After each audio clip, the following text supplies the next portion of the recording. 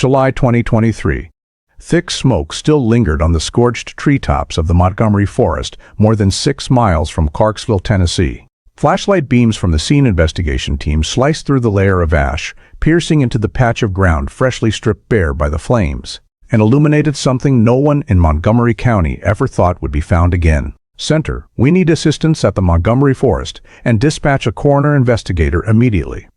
The reporting voice echoed among the blackened tree trunks, as if awakening a secret that had lain dormant for over a decade. What began as a post-wildfire survey, a seemingly simple task, had now become something entirely different, something that would answer the haunting questions that had plagued Clarksville since the summer of 2010. Scattered in the chaotic ash were fragments of charred human bones, lying dispersed as though someone had once tried to carefully conceal them in the earth. Nearby, a partially burned piece of paracord lay twisted, lifeless, yet heavily suggestive, something that Nathan Cole, the man who vanished 13 years earlier, had never possessed. For over a decade, Nathan's disappearance remained only unanswered questions. He left work, returned home at dusk, sent one final message at 7:12 p.m., then vanished before night fell. His car was found neatly parked at the riverside lot. His routine was abandoned without explanation, and his bedroom, still kept exactly as it was by his mother, became a reminder of a prolonged silence. Before we continue with the shocking story, take a second to subscribe and like the video. Your support helps bring forgotten cases back into the light and ensures you don't miss any future stories. In the early summer of 2010, Clarksville, Tennessee operated in the distinctive rhythm of a military-civilian blended city, with quiet residential areas stretching around Fort Campbell and commercial corridors running along Wilma Rudolph Boulevard. In that context, Nathan Cole, 32 years old, a technical sales employee for an industrial equipment company, maintained a regular routine, working regular office hours, returning home in the early evening, spending time reading professional materials and doing light exercise. On June 10, 2010, Nathan left the office around 5:15 p.m. according to the time clock system. A neighbor, living across the street, reported seeing his car parked in front of the house around 6 p.m. During the time from his arrival home until evening, no unusual activity was observed from the outside, except for one message Nathan sent to a friend at 7:12 p.m., confirmed as the last communication he made. After that point, the phone no longer responded, and incoming messages went unread. Nathan's family, who usually stayed in regular contact with him, noticed the prolonged silence extending into the next day and continuing through the second full day without response. They tried calling, leaving voicemails, attempting email contact, but there was no sign that Nathan was using any communication channel. By the evening of June 12, when all contact efforts proved futile, and there was no indication that Nathan had simply left the house briefly, his relatives decided to check themselves. They found the car still parked in its familiar spot, the house door locked from the outside, and the living space completely unchanged. No signs of preparation for a trip, nor any missing items. A thorough search of the entire house yielded no new clues, and the continuing silence led them to conclude that the situation had gone beyond what the family could handle. That night, they officially reported Nathan Cole missing to the Montgomery County authorities. Immediately after receiving the report, patrol units were dispatched to Nathan's residence for an initial assessment. Upon approaching the single-story house in the quiet neighborhood near Purple Heart Parkway, officers confirmed what the family had described. The car remained in place. No signs of movement in the past 2 days, and no unusual objects around the garage area. Further exterior checks showed the front door still securely locked, windows closed tight, with no signs of forced entry or external impact. Once permitted entry using the key provided by the family, police continued to note the overall interior condition. The floor was tidy, no overturned furniture. No signs of physical disturbance typically associated with conflict or resistance. The kitchen, living room, and bedroom all reflected normal living conditions, with items arranged according to fixed habits. A work schedule placed on the dining table indicated Nathan planned to work normally that week, with no notes about leaving town.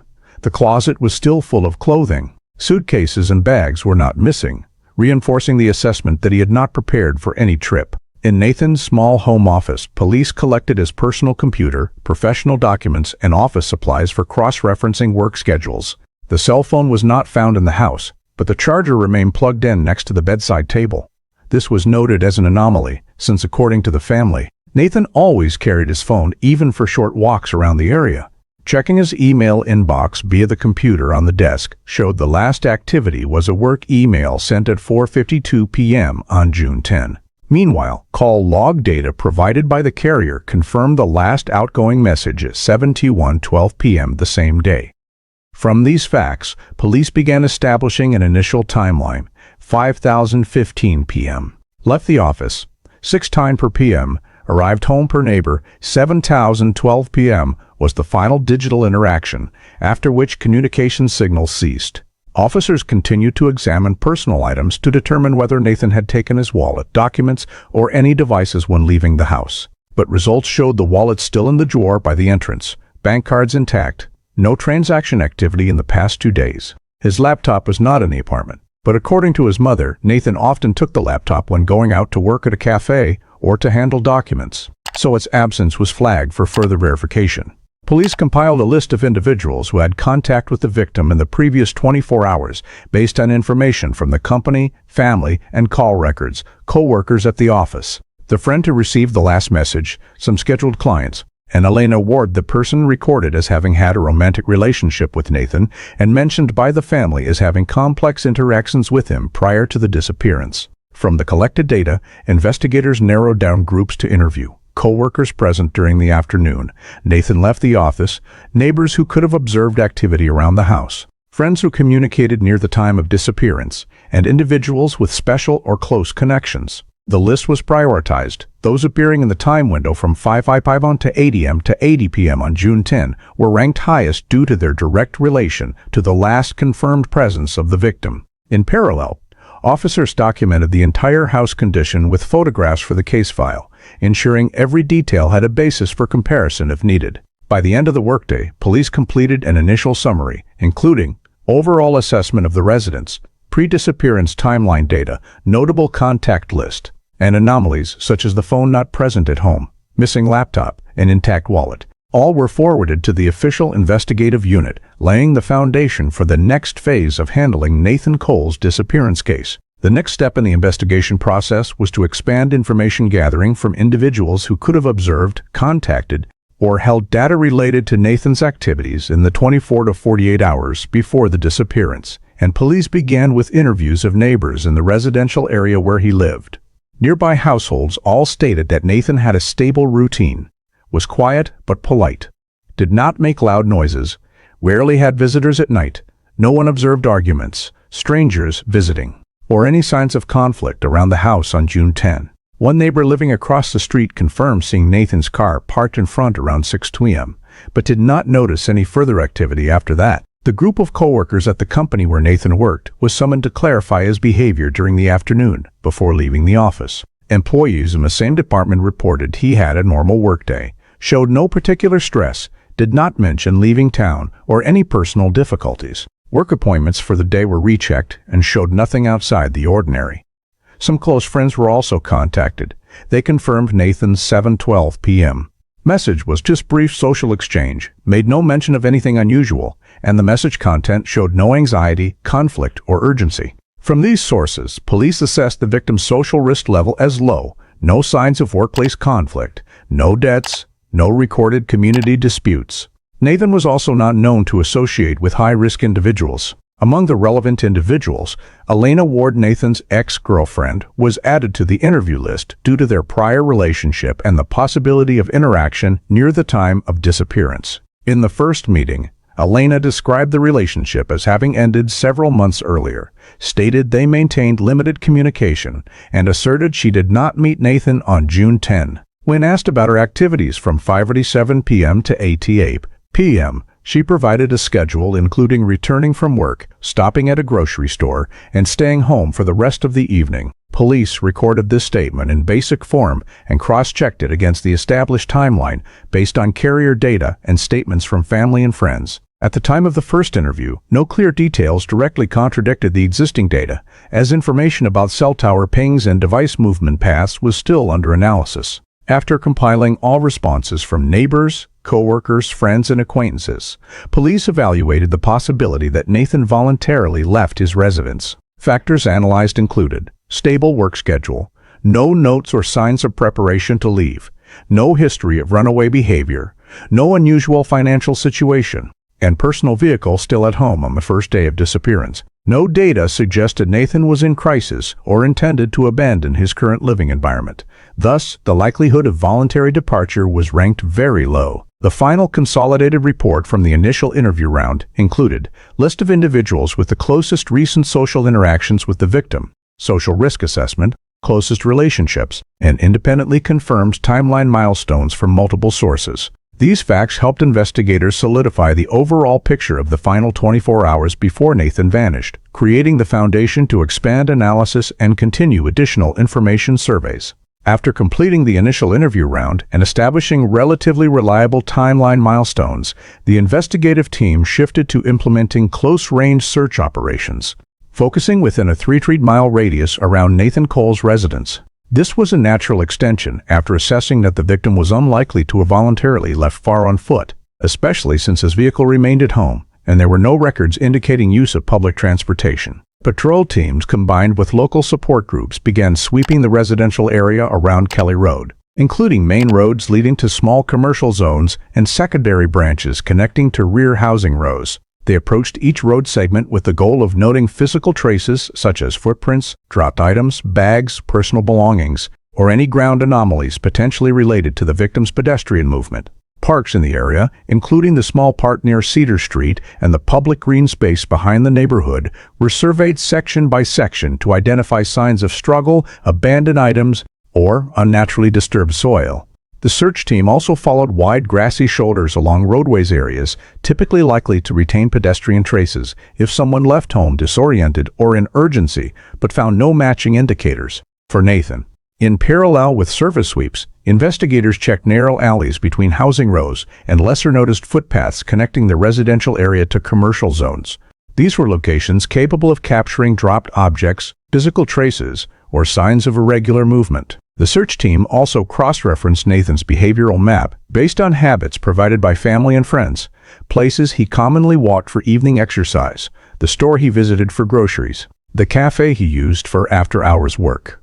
All these points were included in the checklist for the first search round. Search groups followed specific routes: the route to the small grocery store near home, the route along the path to the park, the loop route through areas with higher residential camera density, and the route through rear housing rows, all swept for signs the victim had passed through. However, results were consistent across all routes. No clear physical evidence directly linked to Nathan. No personal items recovered, no signs of collision, no abandoned objects highly likely belonging to the victim. Investigators noted several potential locations warranting expanded search, such as minor trails leading to informal paths near the neighborhood edge, intersections between major and minor roads where tree cover could obscure small dropped items unnoticed, and some low-traffic areas near old trails connecting to eastern housing rows. These points were flagged for transition to expanded assessment phases as needed. The report concluding the close-range search round indicated no direct evidence proving Nathan had left home on foot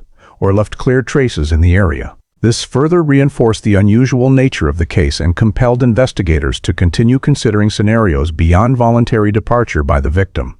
After completing the close-range search round without recovering traces directly related to Nathan's movement, the investigative team moved to the expansion phase, mobilizing the Montgomery County Search and Rescue (SAR) team to sweep more complex terrain areas where the likelihood of leaving physical evidence was higher than in residential zones. The Montgomery Forest area, located several miles north of Nathan's home, was selected as the starting point due to its dense terrain, low foot traffic, and numerous unmarked small trails, making it a plausible location for traces if the victim moved there or was taken there. The SAR team deployed in a grid search pattern, dividing the area into small cells based on topographic maps, with each team responsible for sweeping its assigned zone by moving in parallel lines at fixed intervals to ensure no large objects or ground anomalies were missed. During the sweep, the team noted numerous obstructing terrain factors such as fallen trees, thick leaf litter, uneven soil trenches concealing small objects, and slippery slopes from prior rain, all complicating detailed observation.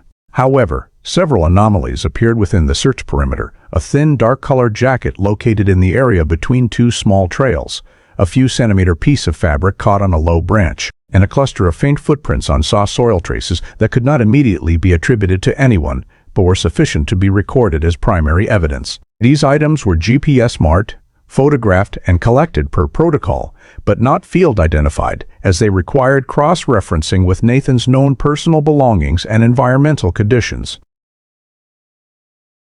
Simultaneously, the SAR team expanded the sweep eastward, where sloping terrain led to sparser forest patches bordering informal walking trails extending toward the Cumberland River bank. Given the riverbank area's tendency to wash away or obscure traces, searchers employed additional surface detection tools and inspected damp soil zones capable of retaining footprints or drag marks.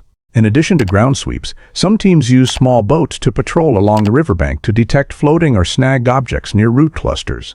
Although a few unidentified items were noted, such as small plastic fragments or loose fabric of unclear origin, no evidence could be directly linked to Nathan. The end-of-day SAR report indicated that the Montgomery forest contained many areas requiring more thorough survey due to complex and hard-to-access terrain, including unofficial trails, shallow rock crevices, dense forest patches obstructing visibility, and trail-river intersections where objects could become lodged. These locations were designated as next priority zones for supplemental search rounds.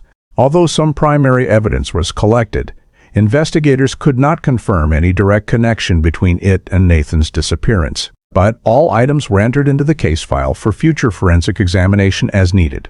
At this point, the only conclusion that could be drawn was that there were no clear signs proving the victim had entered the forest area or moved in any specific direction after leaving home, forcing the investigation to continue expanding in other directions to determine Nathan Cole's location and status. In parallel with the expanded search operations, the investigative team shifted focus to exploiting technical data related to Nathan Cole's mobile device, one of the most critical information sources for determining the victim's movements. In the final hours before disappearance, the carrier provided cell tower connection logs for June 10, 2010, including timestamps for the last message at 7:12 p.m., and a series of automatic background pings before the device completely ceased communication. Due to the positioning technology limitations of that time, the data only indicated that Nathan's device connected to a tower adjacent to the Clarksville residential area, with a fairly wide coverage radius ranging from 1 to 3 miles, making precise location determination nearly impossible. However, deeper analysis of the period from 7:00 p.m. to 8:05 p.m., when the signal terminated, revealed that Nathan's device switched cell towers at a point almost certainly located in the southern area of Wilma Rudolph Boulevard, where the overlap zone between two major towers was recorded in the 2010 coverage map. This switch was not prolonged or continuous, but occurred only once before the signal ended, suggesting the device may have moved briefly or been subjected to an impact-altering antenna orientation. Investigators created a comparison table of device ping data against the established witness timeline, the neighbor's sighting of Nathan's car around 6:00 p.m., the 7:12 p.m. message, and the subsequent lack of interaction. When plotted on a map, the potential activity range of the device formed a triangular area extending from the victim's home to the southern commercial corridor edge and intersecting the route toward Interstate I-24. This raised the possibility that the device had moved, whether by Nathan himself or someone else, in a direction farther from the residential area. To clarify further, police requested time-based signal strength maps for the last recorded tower. The gradual decrease in strength before signal loss suggested one of two possibilities: the victim moving out of the primary coverage area toward the southeast, or the device being abruptly powered off. When compared against topographic maps, the area best matching the signal decay curve was the intersection of Kelly Road and the direct route to I-24, where terrain gradually transitioned from residential to wooded and open road zones. Investigators had no affirmative evidence that Nathan entered this area, but the possibility that the device moved in that direction required including I-24 in the evaluation zone. If the victim was on foot, the likelihood of crossing hilly, brushy terrain in a short time was low. However, if someone else carried the device, the signal deviation between 7:12 p.m. and 8:35 p.m. became more plausible. The technical report concluded that the final ping occurred in the overlap zone of two southern Clarksville towers and that movement toward I-24 needed serious consideration, especially given that Nathan had no apparent reason to travel far from the residential area in the evening. Although the technical data lacked high precision, it provided a new investigative direction, indicating that the trajectory of the device, and possibly the victim, may not have remained entirely within previously searched areas. compelling the specialized team to consider expanding analysis to farther access routes to more accurately determine the device's movement in the final minutes before the signal vanished completely. While the technical unit continued analyzing mobile device signals, new information emerged from local patrol. Nathan Cole's vehicle, a silver sedan, was discovered at a parking lot along the Cumberland River, more than 3 miles southeast of his residence, near an entrance to a riverside walking trail. Upon approaching the scene, investigators noted the vehicle parked completely neatly. No collisions, no misalignment, wheels properly positioned in the parking space, but the doors unlocked. The exterior showed no signs of vandalism or fresh scratches, and no unusual mud or dirt adhered to the body or wheels, indicating the car had not traveled through muddy or forested terrain. Remarkable, given that the Montgomery Forest had been a primary search direction earlier. Interior inspection revealed the driver's seat pulled back farther than the position family members said Nathan typically adjusted. The radio was off, and no personal items such as the phone or laptop were inside. The back seat contained nothing unusual, but items like tissues, a water bottle, and a gas card remained in the cup holder, showing no signs of ransacking or disturbance inside. The glove compartment was unopened, the trunk empty and showing no evidence of holding large objects. Although the key was not inside the vehicle, the electronic locking system showed no tampering. The discovery location, a parking lot by the walking trail entrance, adjacent to sparse forest and only dozens of meters from the river, was the first major anomaly in the overall assessment. According to family and friends, this was not a place Nathan frequented, and no prior data suggested he had a habit of recreational walking in this area. Additionally, the distance from home to the parking spot was far enough that walking there in darkness after 7:00 p.m. was unlikely, especially without carrying the phone or usual 1:2 items. Combining this with cell tower data showing Nathan's device potentially moving southward toward the parking area, investigators began evaluating the possibility that the vehicle was not driven there by Nathan. Before drawing preliminary conclusions, they cross-checked the vehicle's condition against Nathan's known driving habits. Nathan was known to always lock his car doors even when parked in his home garage. Leaving it unlocked completely contradicted this habit. The shifted driver's seat was a second indicator suggesting the last driver may not have been the victim. The parking location was heavily used by daytime trail walkers but deserted in the evening, making it a suitable drop-off point without drawing attention. When vehicle data was integrated into the overall timeline, police identified a chain of questions regarding the victim's movement from 7:12 p.m. until the device signal cut off at 8:05 p.m. If the car was driven to the riverside lot after that time, Nathan voluntarily doing so became implausible, as no work, routine, or recreational reason aligned with driving to this area in the evening. The investigative team compiled a detailed vehicle file, including precise geographic location, exterior and interior condition, door and seat status, and recorded all related facts for integration into the overall timeline. The vehicle's appearance at a location inconsistent with the victim's normal behavior opened a new investigative branch, focusing on identifying who last drove the car and when it was brought to the parking lot to clarify the sequence of events leading to Nathan Cole's disappearance. After Nathan's vehicle was found at the riverside parking lot and technical data on device signals began indicating possible third-party involvement, the investigative team revisited all collected statements with particular focus on individuals with close ties or recent relational changes with the victim. Elena Ward, Nathan's ex-girlfriend, immediately became the central focus of this analysis phase because her initial statement played a key role in establishing the sequence of events for the victim on the evening of June 10. In her first statement, Elena asserted she did not meet Nathan on the day he disappeared and provided a schedule including returning from work, stopping at a grocery store, and staying home through the evening. However, when police returned for a second interview to clarify details regarding the 6 p.m. to 8 p.m. window in order to cross-check against emerging tower data and vehicle location, Elena revised her statement, admitting she met Nathan very briefly but claiming the meeting was insignificant and unrelated to his disappearance.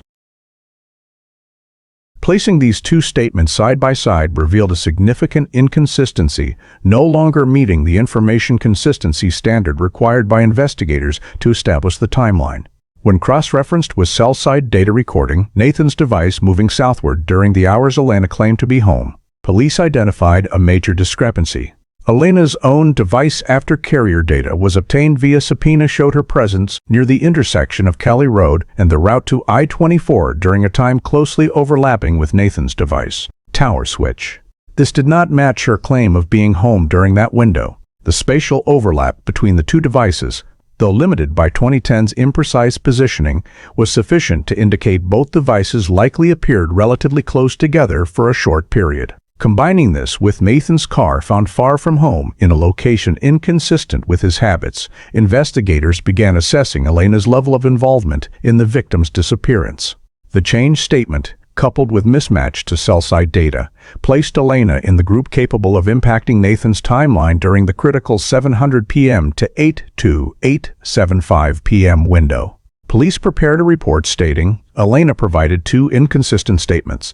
The second statement only emerged after investigators referenced the tower switch, and no evidence confirmed her presence at home during the claimed period. With these factors, Elena no longer fit the witness role and was elevated to person of interest status, meaning an individual potentially directly connected to the chain of events leading to the disappearance.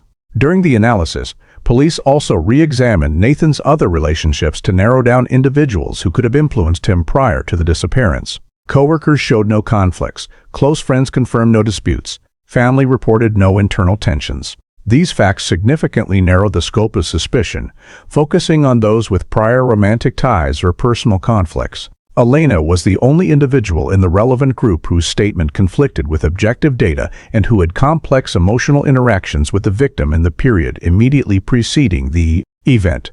At the conclusion of the analysis, investigators officially designated Elena Ward as a person of interest, entered all her inconsistencies into the case timeline, and prepared to expand investigative directions based on this shifted focus. After Elena Ward was designated as a person of interest due to inconsistencies in her statements and the unusual overlap between her device data and Nathan's, the investigative team expanded their analysis to the victim's behavioral and financial areas to rule out or confirm the possibility that Nathan had voluntarily left his living environment. First, financial reports were collected from banks, credit cards, and services Nathan subscribed to in the month prior to his disappearance. The data showed his last transaction occurred at noon on June 10 at a fast food restaurant near his office. Afterward, there was no activity involving withdrawals, card swipes, or online purchases. Bank accounts showed no unusual transfers, no large expenditures, no asset liquidation, or significant cash withdrawals, factors that typically appear when an individual intends to leave their residence for an extended period. Additional checks on subscription service accounts such as internet, phone, and household utilities revealed that Nathan had not canceled any contracts, sent no termination notices, and showed no sudden reduction in spending, all reflecting a stable pattern with no signs of preparing for a life change. Investigators also cross-referenced Nathan's daily living habits based on information from family, coworkers, and collected technical data. Nathan had no history of leaving town without notice, no impulsive behavior, and no signs of depression, crisis, or expressed desire to leave Clarksville. His phone, the device he used daily, was proven to have been completely powered off at 8:05 p.m., which was inconsistent with the habits of someone who always kept their phone with them and rarely turned it off. The laptop, an item he commonly carried when going out, showed no signs of use after 5 p.m. on June 10, further indicating he had no plans for work or extended travel. Based on work schedule information, Nathan was not under any particular pressure, no contentious projects, no internal complaints, no signs of strained employment relations. Close friends described him as someone who always notified others when leaving the city, with no precedent for suddenly vanishing. Behavioral analysis in the period leading up to the disappearance recorded no unusual changes. Nathan maintained light exercise, regular work attendance, timely bill payments, and his phone logs showed no strange calls or contacts with high-risk groups. This reinforced the assessment that Nathan's psychological and social state prior to disappearance gave no indication of preparing for long-term departure or abandoning his current life. The investigative panel compiled a summary report concluding that the probability of Nathan voluntarily leaving his residence without taking his phone, wallet, laptop, or personal vehicle was extremely low, almost entirely inconsistent with any behavioral pattern recorded of him over the preceding years. When combined with the discovery of the car in an unusual location, the abrupt halt of the phone signal, and Elena's contradictory statements, The investigative team reached the evaluation that the case was highly unlikely to be one of voluntary disappearance and showed signs of external force involving one or more other individuals. This assessment was entered into the case file as the basis for directing subsequent investigative steps to clarify the sequence of events leading to Nathan Cole's disappearance. In the next phase of the investigation process, after completing the review of finances, behavioral habits, and assessment of voluntary departure likelihood, the investigative team faced the reality that they no longer had any clear anchors to continue expanding searches. The SAR team, which had conducted multiple deep sweeps into the Montgomery Forest and Cumberland River areas, reported no new evidence beyond the primary traces previously collected, and those traces led to no specific verifiable directions. With no new phone signals, no additional witnesses, and no security cameras covering a wide enough range for comparison, the entire search system fell into a state lacking directional data. Search maps were fully covered with swept routes, yet completely lacked starting points for further expansion. In that context, the investigative team was forced to consider the feasibility of maintaining on-the-ground search efforts. With no body, no clear crime scene, and no physical evidence proving Nathan had encountered danger in the surveyed areas, continuing to mobilize SAR forces no longer provided information value, commensurate with the resources expended. Police officially decided to suspend search operations, noting in the report that all further expansion directions lacked practical grounds and could not be effectively implemented without new leads. Meanwhile, although Elena Ward's statements showed inconsistencies and cell site data indicated anomalies, investigators gathered no direct evidence proving she engaged in harmful actions or was present at locations related to Nathan's disappearance at the critical time. No body, no physical traces, no witnesses confirming the final interaction between Nathan and any individual including Elena, and no incriminating evidence such as bloodstains, unusual fingerprints, or camera footage capturing suspicious activity. All of this meant expanding the investigation against Elena did not meet the legal requirement for probable cause. The file clearly recorded that although Elena showed signs of withholding information, this was insufficient to pursue aggressive measures such as searching her residence or mandatory surveillance. With no legal basis to proceed further, the case was forced to revert to passive monitoring status,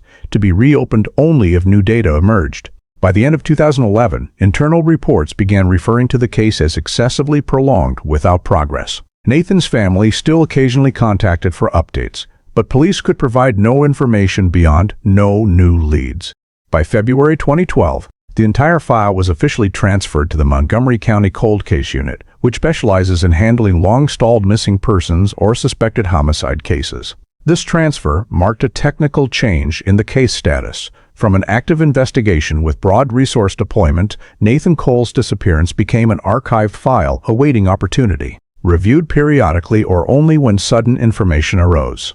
By the end of 2012, after more than 2 years without progress, the case was temporarily closed per cold case procedures, with the stated reason lack of body, lack of crime scene, lack of witnesses, and inability to construct a complete timeline for continued investigation. Although the file was not permanently closed, the temporarily closed status reflected the final step investigators could take given the insufficient collected data to identify any specific direction. From that point, Nathan Cole's disappearance officially entered a stalled phase, awaiting the emergence of a new element capable of breaking the long-standing impasse. After Nathan Cole's file was transferred to the Cold Case Unit in 2012, the case officially entered a prolonged passive review phase with procedures applied to stalled missing persons cases, reopening the file on a 3 to 4 year cycle, rechecking all archived data, and assessing the potential for new investigative directions based on technology or additional community information.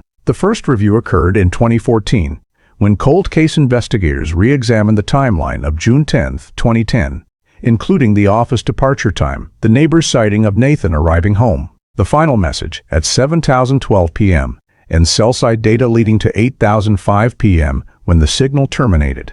The report concluded that the timeline could not be further expanded due to lack of new witnesses, lack of camera data, and no financial activity helping to determine victim movement. Evidence recovered from the Montgomery Forest, the jacket, fabric piece, and footprints was re-examined, but without specific comparison bases, they produced no new leads. The 2010 cell site data was also revisited, but limitations of the era's technology, large coverage radii, low accuracy, and lack of auxiliary data like GPS analysis could only confirm what was already known. Nathan's device likely moved slightly south before shutting off completely, and Elena's device appeared in the tower overlap zone, but not with sufficient resolution to determine relative positions or actual distances between the devices. The file remained closed until 2017, when the cold case team conducted the second cycle review. By then, phone data analysis technology had seen slight improvements, but re-exploiting old records yielded no new value because the original data consisted only of raw tower logs without detailed coordinates. Efforts to reconstruct Nathan's vehicle movement path also failed, as no 2010 street cameras retained data beyond 3 months, and the parking lot where the car was found had no surveillance system. The investigative team attempted to cross-reference primary evidence against the Montgomery County criminal database to identify any links to other subjects, but results remained negative. No DNA detected, no unfamiliar fingerprints, no samples of sufficient forensic value. The file continued in a non-progressive state. The next review cycle occurred in 2020, when mapping and soil analysis technology had advanced further, but due to long-term environmental exposure of evidence recovered from the Montgomery forest, high decomposition levels rendered all forensic examination efforts without investigative value. The 2020 cold case report stated clearly, insufficient basis to classify this as a criminal case, but also insufficient data to confirm voluntary disappearance. Throughout 2012 to 2022, the file was opened and closed 3 times, each time facing the same obstacles: lack of body, lack of intact crime scene, lack of technology to analyze old data, lack of witnesses, and lack of legally valuable evidence. All efforts to expand investigative directions led to dead ends. The static nature of the case made it entirely dependent on 2 factors: new information emerging from the community or future technological developments capable of extracting investigative value from old data. Through the end of 2022, the file remained dormant in the cold case system, awaiting an unexpected element that could break the impasse stretching over a decade. In early July 2023, a small-scale wildfire broke out on the western slope of the Montgomery forest after several days of hot, dry weather, forcing local fire departments to deploy suppression efforts and establish a post-fire scene inspection team to assess damage levels. During the survey of the scorched forest area, a firefighter discovered a human skeletal structure exposed on the burned ground, lying offset beside a partially charred root cluster. Given that the area was rarely visited and had been largely covered by thick vegetation for many years, the exposure of bones immediately after the fire was viewed as a direct result of heat burning away forest stuff and revealing lower soil layers. When the scene investigation team was dispatched, they established protective boundaries around the area, recorded the precise coordinate location of the skeleton, and noted the surrounding context. The bone fragments were not found in an intact body formation but scattered over a few square meters, including ribs, pelvic bones, arm bones, and a portion of the skull. Nearby, investigators recovered a partially burned length of paracord along with several heavily decomposed fabric pieces, no longer identifiable in original color but sufficient to record as associated evidence. The scene showed no signs of recent human activity, and the surrounding area lacked clear trails leading to the discovery point, suggesting the body had lain there for a very long time before the fire occurred. The forensic department immediately took custody of bone samples for transport to the county lab. DNA extraction proved difficult due to prolonged decomposition, but some bone fragments retained sufficient structure for genetic material extraction. After a period of analysis, comparison results confirmed the skeleton belonged to Nathan Cole, reported missing since 2010. This was the first time in over 13 years that investigators obtained direct physical evidence confirming the victim's status. The scene report was immediately forwarded to the cold case unit and then to the criminal investigations unit, as the characteristics of the body's discovery deep in the forest, with no signs of self-burial or natural concealment, were inconsistent with voluntary disappearance or random death. Based on the discovery context, the case was reclassified as a homicide file to evaluate the possibility of death by another person's actions. Preliminary assessments from the forensic team noted numerous abnormalities in the bones, including fractures at positions incompatible with natural accidents, and some bone fragments showed signs of post-mortem dragging or movement, evidenced by surface wear at contact points. The partially burned paracord segment found beside the skeleton was regarded as significant evidence, as his presence was inconsistent with the area's natural environment and could relate to restraining body movement or securing an object at some point.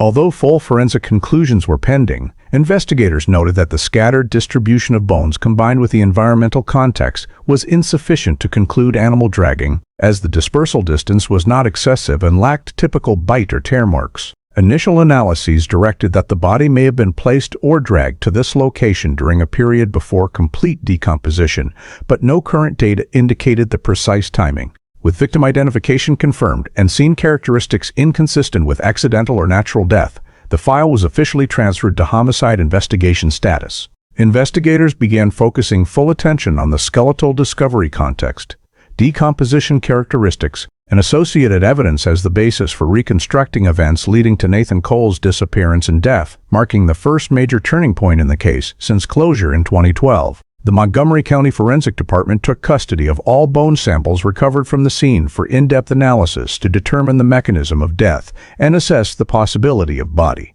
movement before or after death. The initial examination focused on fracture patterns. Multiple ribs showed clean fracture lines without scattered debris typical of compression from heavy falling objects, instead more consistent with direct impact force from the front or side of the body. The left arm bone exhibited a spiral fracture, a type of injury commonly occurring when an arm is violently yanked or joint locked in resistance. On the pelvic bone and corresponding lower back fragments, transverse fractures indicated impact from a large force sufficient to alter the body's load-bearing axis, suggesting the victim may have fallen or been thrown onto a hard surface before death. Shifting to bone surface analysis, the forensic team discovered unusual thinning wear at repeated contact points, particularly on the wrist and forearm areas, where bone surfaces showed elongated small-scale abrasion consistent with post-mortem dragging, when soft tissue had begun decomposing but still retained enough structure to hold bones relatively stable.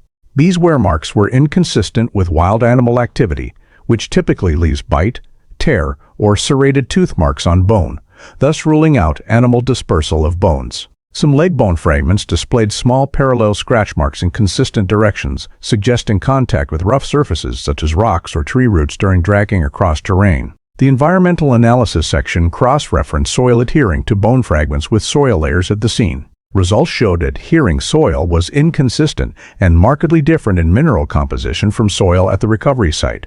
This proved movement of the body between two distinct soil environments. Some samples also showed signs of mixing with shallow water mud, suggesting prior contact with lower, damper areas, and inconsistency with the higher, less water-affected terrain where the bones were found.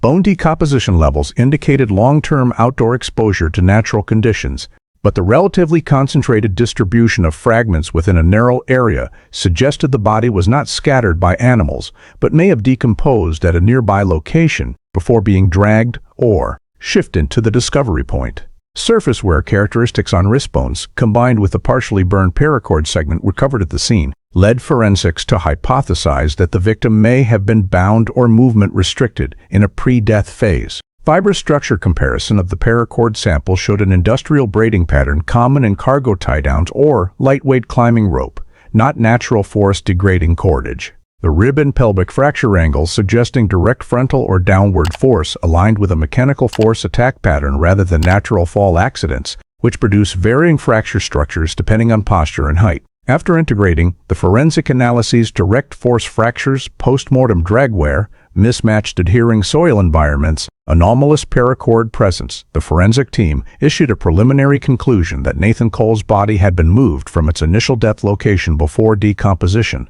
and the mechanism of death was almost certainly related to an attack involving strong force from another person. This finding not only helped classify the case as homicide, but also provided crucial basis to connect injury characteristics to behavioral patterns commonly seen in personal conflict cases escalating to violence, helping investigators narrow possible scenarios during the victim's 2010 disappearance. After forensic analysis of Nathan Cole's skeleton revealed signs of death by external force and the likelihood of post-mortem body movement, the investigative team shifted to re-exploiting all technical data collected from 2010 using modern 2023 digital forensic tools.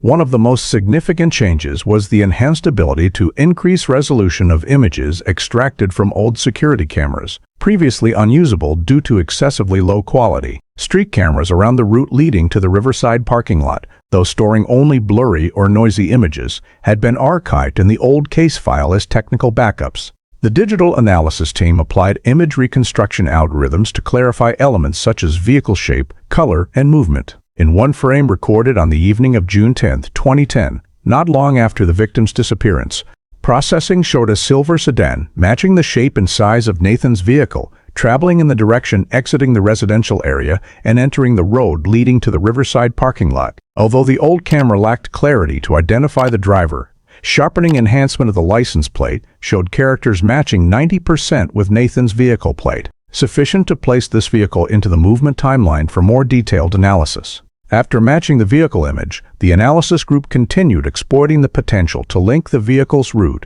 with cell site data from both the victim and relevant individuals, particularly Elena Ward, who had been POI since prior investigation phases.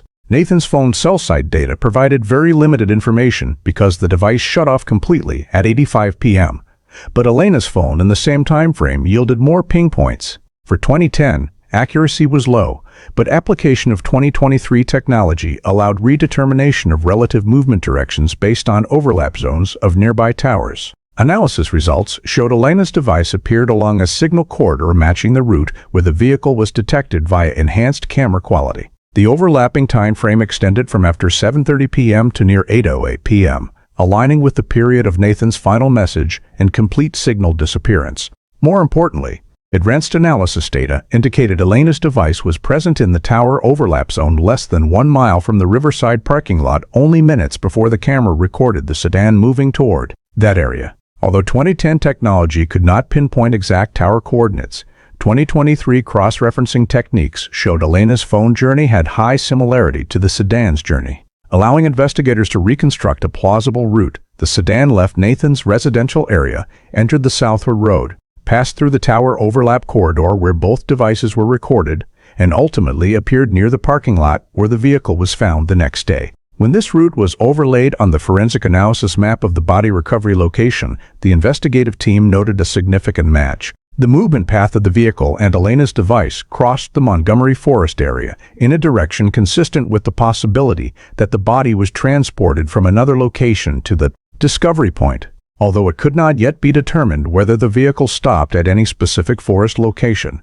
Identifying the movement axis aligning with potential coordinates where the body may have first been placed became a key legal element, especially when combined with forensic data indicating prior contact with mud or lower terrain, highly likely the northern Riverside segment of the route. The entire investigative unit agreed that enhanced camera imaging and route reconstruction via cell site data provided a previously completely missing link. Elena Ward not only appeared near the victim's home during the sensitive time frame as per her initial contradictory statements, but also followed a path closely matching Nathan's vehicle, with that route leading directly to two critical locations where the car was abandoned and the area where the body was found years later.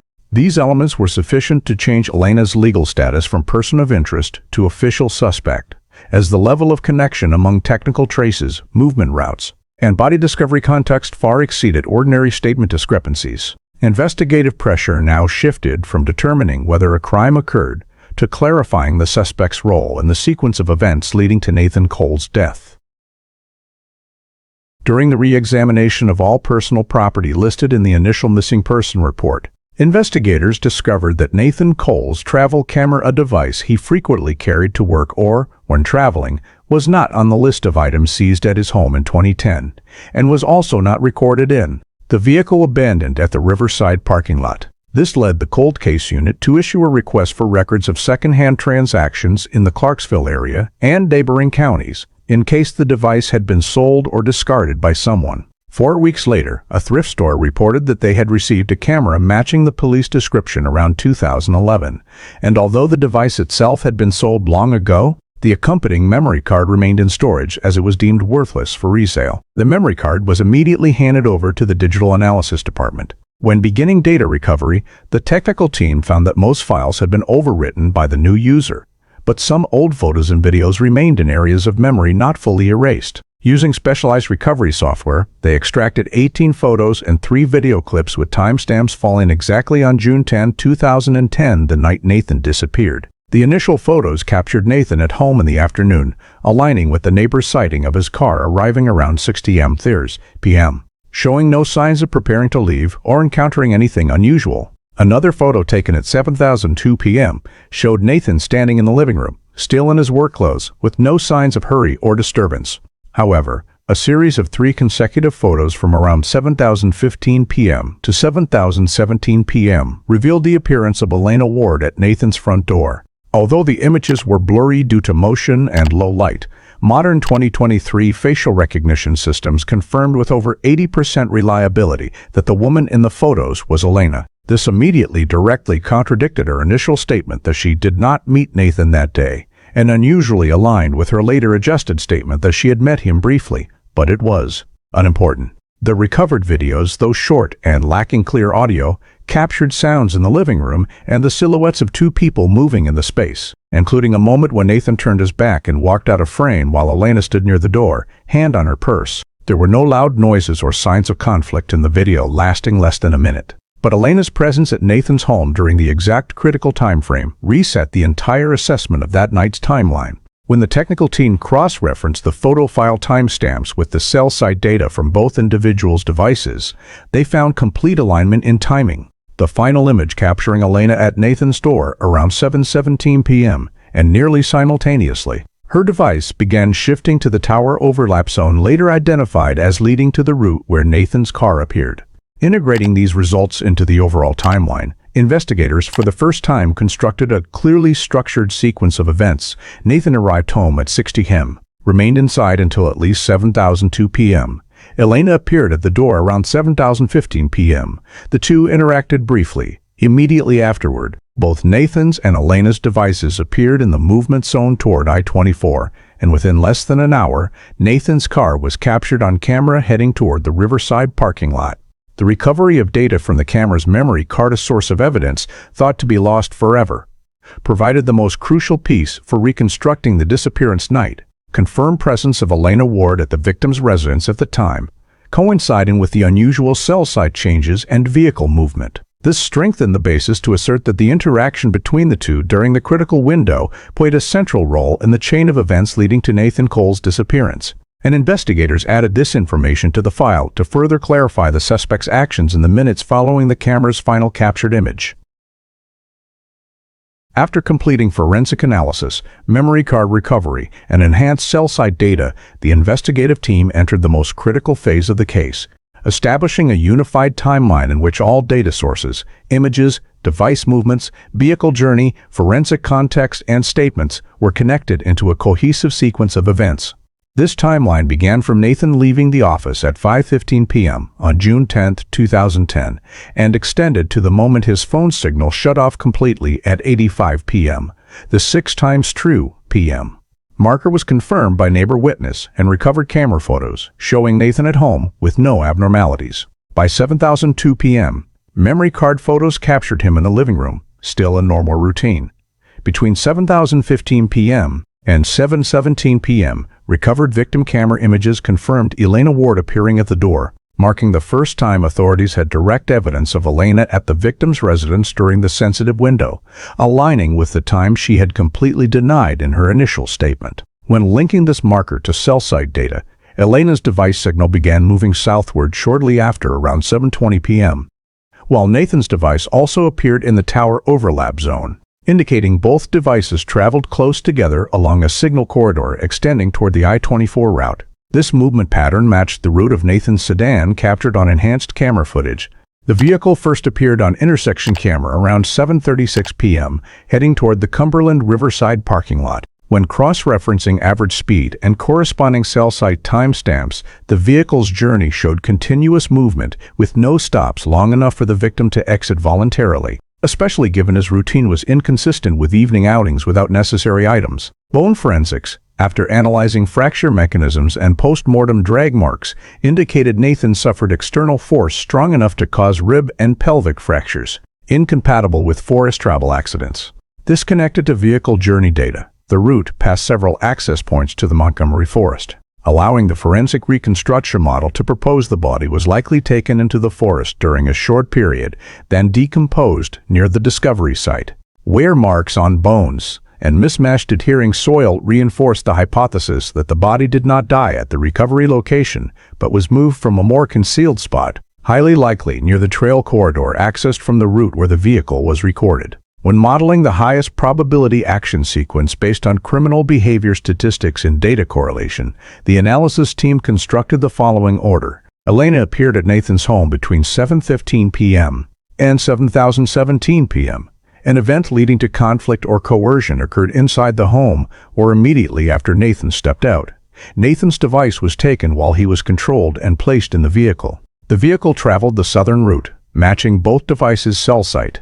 The body was removed from the vehicle while Nathan's signal was still active, before complete shutdown at 8:05 p.m. The vehicle continued to the Riverside parking lot and was abandoned to create the appearance of voluntary departure. The unified timeline also showed Elena present at all key points: the last sighting location of the victim's device movement axis, the vehicle's route, the area near where the body was likely offloaded, and the signal zone appearing just before the vehicle was abandoned. When cross-referencing the timeline with Elena's statements, all critical timestamps were inconsistent with what she had provided to authorities, from completely denying meeting Nathan to denying leaving home during the period her cell site recorded her device. In the corridor, matching the victim's vehicle. The synthesized conclusion from the unified timeline, bone forensics, vehicle journey, and cell site led investigators to the final assessment.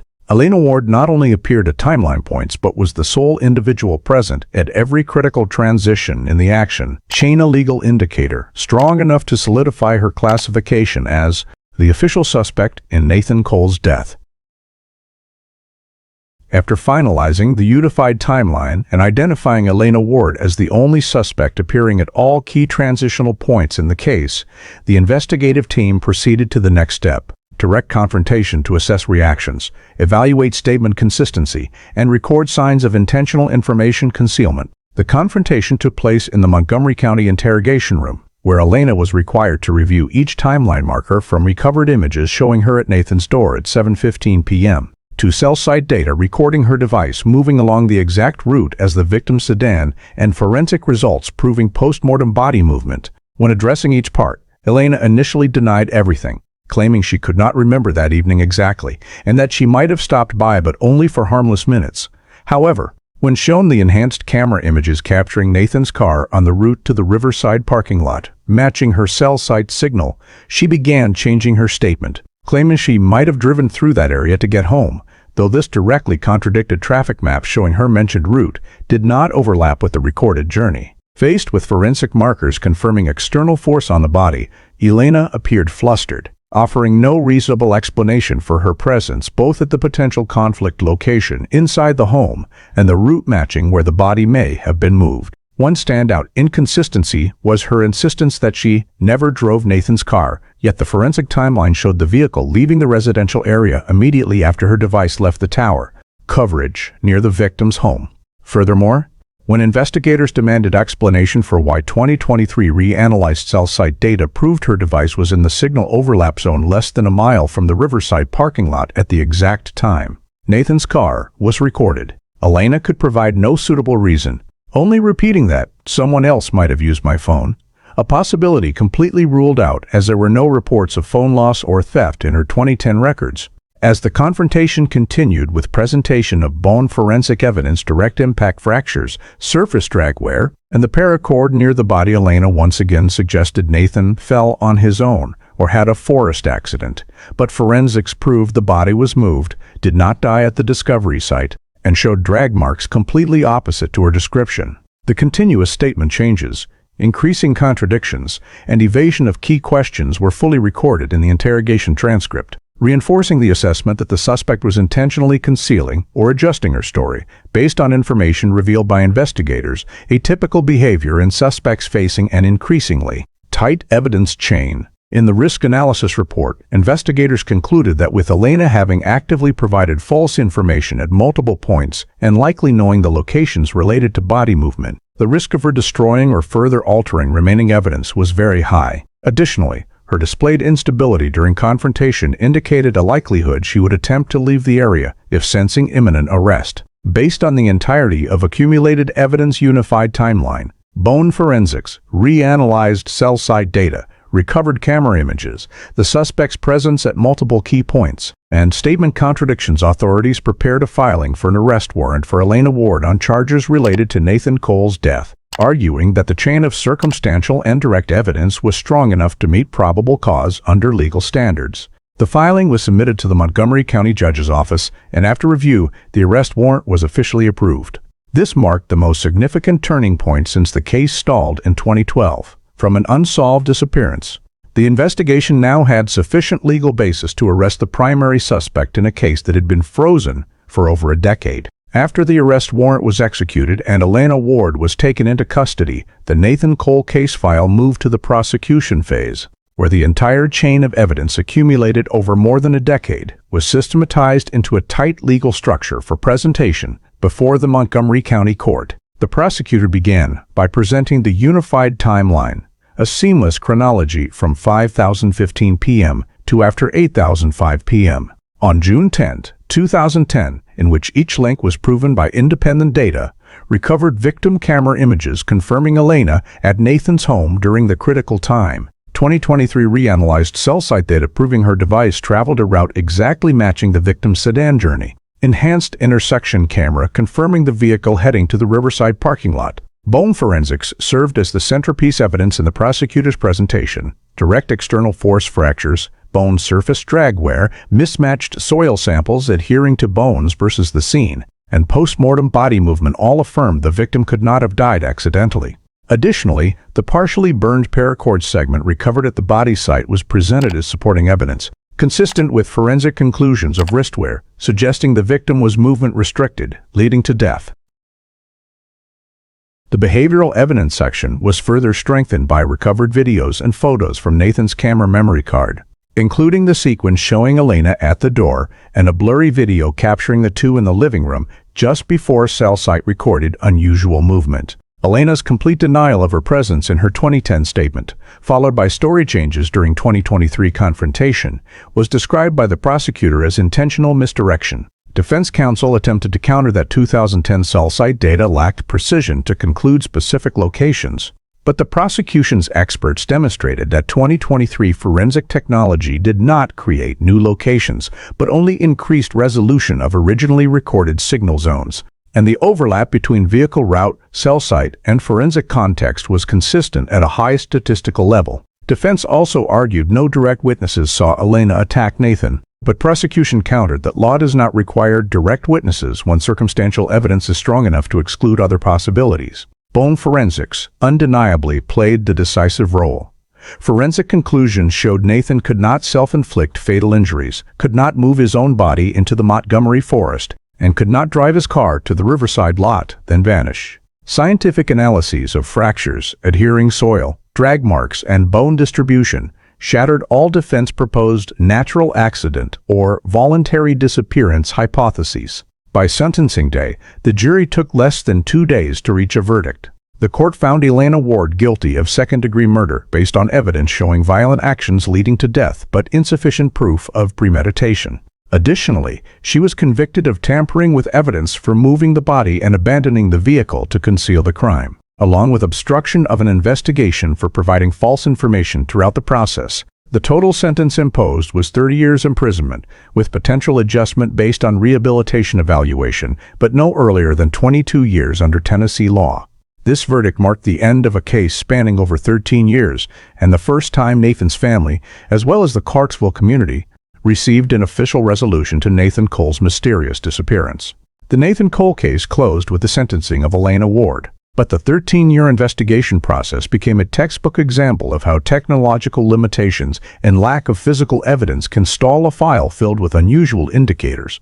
Looking back at the entire process, the primary reason the case fell into prolonged impasse was the investigative technology limitations of 2010. Cell site data at the time only recorded broad coverage areas, lacking resolution and unable to provide specific device movement directions, leaving investigators unable to reconstruct the victims' or related individuals' journeys. Additionally, 2010 intersection and residential cameras had low quality, high noise, and no license plate recognition support, rendering captured images unusable as evidence to identify vehicles or persons. Equally important, The failure to locate a body in the initial phase eliminated the possibility of treating the case as homicide. In every investigative procedure, without proof of death, police must leave open scenarios including voluntary departure, a significantly reduced legal grounds to expand investigation toward criminal activity and particularly prevented approval of coercive measures against individuals like Elena. For years, the file lacked a body, crime scene traces, DNA, and witnesses, leaving all hypotheses in a state of neither fully refutable nor provable. The turning point only arrived when the 2023 wildfire exposed Nathan Cole's skeleton, opening the forensic door investigators had awaited for over a decade. Modern bone analysis scientifically determined the victim did not die accidentally and the body was moved, evidence stronger than anything in prior investigations. From bone forensics, the path to reconstructing the disappearance night began to expand. External force fractures, surface drag wear, soil samples not belonging to the discovery site, and paracord presence all pointed in the same direction: human intervention. In parallel, 2023 image enhancement technology turned previously useless frames into evidence confirming the victim's vehicle leaving the residential area, directly impacting route reconstruction capability. Advanced cell site processing techniques, non-existent in 2010, allowed reanalysis of old data, reconstructing reasonable device movement ranges and uncovering significant overlap between the vehicle's path and the suspect's device journey. When adding newly recovered data from the victim's camera memory card showing Elena at the door during the sensitive time,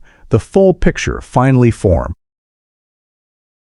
All pieces bone forensics, reanalyzed cell site, enhanced camera, memory card photos/videos, and continuous statement contradictions, when combined, created an evidence chain robust enough to overcome strict legal requirements and bring the case to prosecution. From a professional perspective, the Nathan Cole file became clear proof that many cold cases remain unsolved, not due to lack of investigative effort, but lack of suitable technology at the right time. As technology advances, data once deemed valueless can become the key to resolution. It also underscores the importance of comprehensive preservation of all evidence forms from raw cell site logs, blurry images, primary traces to personal device data, because any element can become a breakthrough as forensic technology evolves. The official conclusion of the investigative team after the trial stated clearly, without forensic advancements from 2020 onward, particularly bone analysis and digital data reconstruction, the case would remain unsolvable.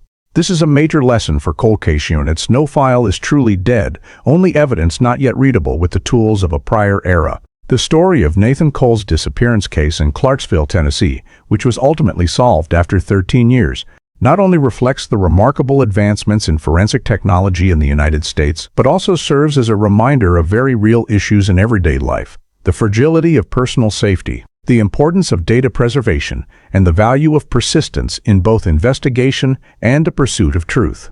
Elena Ward's repeated changes in her statements, combined with cell site data and vehicle journeys showing her presence at multiple key points, underscores that attempts to conceal and manipulate the truth can prolong a victim's family's suffering for many years.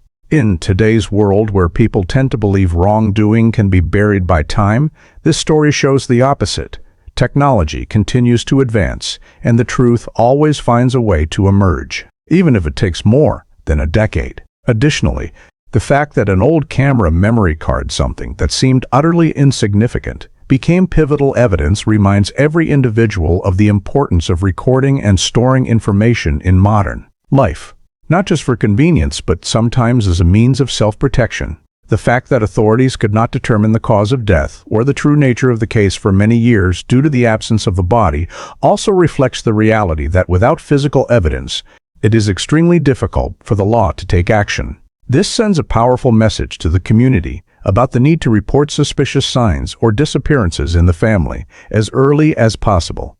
Time is the single most critical factor in criminal investigations. Finally, the greatest lesson from this case is the power of persistence and faith in technological progress. Even when justice arrives slowly, it is still capable of arriving, and truth always carries more weight than lies, no matter how often those lies are repeated over many years. Thank you for joining us on this 13-year journey to solve Nathan Cole's disappearance case. If you found this story valuable, please hit subscribe so you don't miss any future in-depth analyses. See you in the next video, where we continue decoding mysteries that once seemed unsolvable, but ultimately are illuminated by the light of justice.